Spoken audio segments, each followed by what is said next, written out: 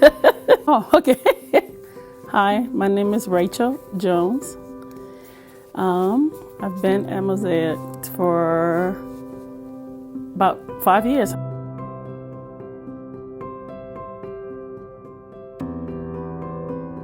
I was born in Liberia, West Africa, and I came to the United States when I was about 10, 11 years old. It's been a while.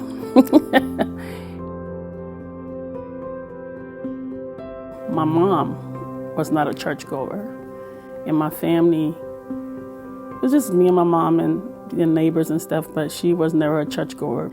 So then my mom's friend was the choir director for the children's service. And she noticed me. So then every Sunday she'll come over, and she lives somewhere else, but she'll come and stop by, get me, and then I just started going to church. And then I've come to understand that God has said He would never leave me nor forsake me. So no matter what situation I'm in, and I'm telling you seriously, I always remember that still voice, that God would never leave you. If He bring you to it, He will take you through it, Because once you know God, that's it. There are times we go through tough time. For me, one time when I got a cold month from having my daughter, I was like, God, I'm not talking to you. I'm not speaking to you. I've always worshiped you. I've always been with, and this happens to me, It took me like a year to really, realize that, well, a lot of people went through coma and didn't wake up. You woke up. So there's a purpose, for this. And I know that my God is real. So even if I'm going through a situation, pray about some stuff, and I'll just say, God, I know that delay is not my portion, but if you're doing this, you have a reason. I know in due time, no matter how long it takes, that you will hear my prayer. Was it Sarah that had that baby at 90? Yeah, if that story always resonate with me. And also, I don't know if it was Jacob that was wrestling with God and said, I would never let you go until you bless me. That I hold on to. I would never let you go until you bless me, Father God. An old lady told me once that when you're really having a problem with God, she said, did you know you can put Jesus in the chair? You put a chair down and you said, God, we are having a conversation today, and pour your heart out. That's how I take that to be. He's a friend that I can talk to.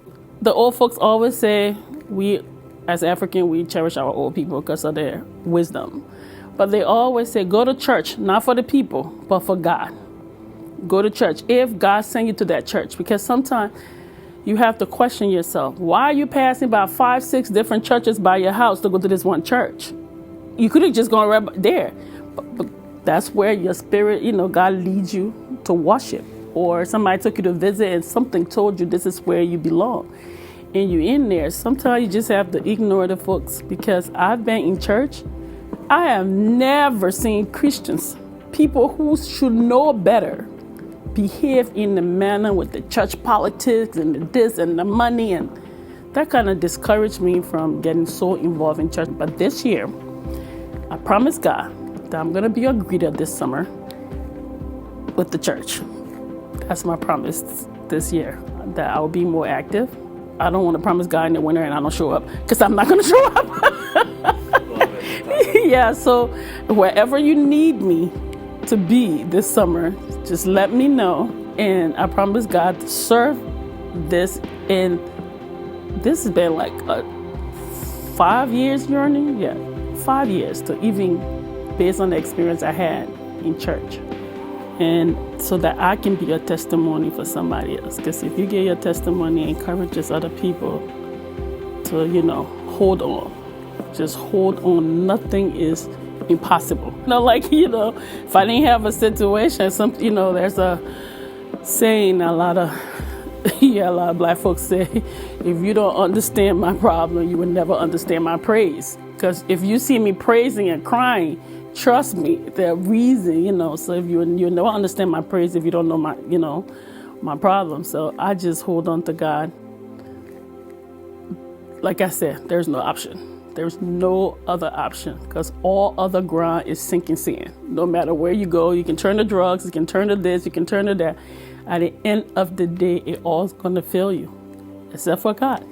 And God is very slow to answer sometimes. He takes his own time. God takes his own time. What we might deem as slow, like the Bible said, 1,000 years is like a second to God, if I'm saying that right. But yeah, so it might seem like a long time or whatever we're praying for. In due time, God will answer our prayer. And I am hoping to be able to come before this camera again and give a testimony, a living, breathing testimony that will really encourage the church.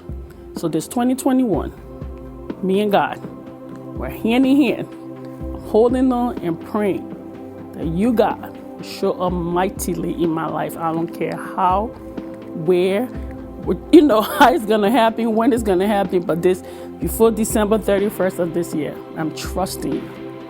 You say, put me to the test and see if God will not open the window. So I am praying that you hear my prayers.